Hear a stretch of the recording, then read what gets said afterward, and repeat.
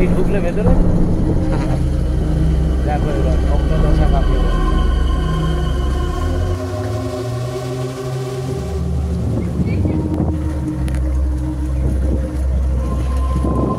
প্রাচীন দেখতেই পাচ্ছেন গাছের শিকড়ের সঙ্গে মিশে গেছে রাজবাড়িটা। তো এই রাজবাড়িতে আমরা এসেছি আজ, দেখেই তো গায়ে কাঁটা দিয়ে উঠছে। তো দেখা যাক কি কি দেখতে পাই। রাজবাড়ির শুরুতে দেখুন, এই দেখুন গঙ্গা নদী বয়ে যাচ্ছে, গঙ্গা তীরে এই কাশীপুর রাজবাড়িটি। তো গঙ্গা নদীর পরে দেখতে পাচ্ছেন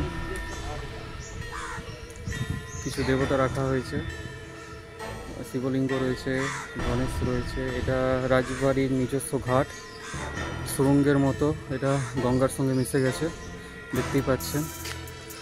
আর এটা হচ্ছে সেই ঐতিহাসিক পুরনো রাজবাড়ি।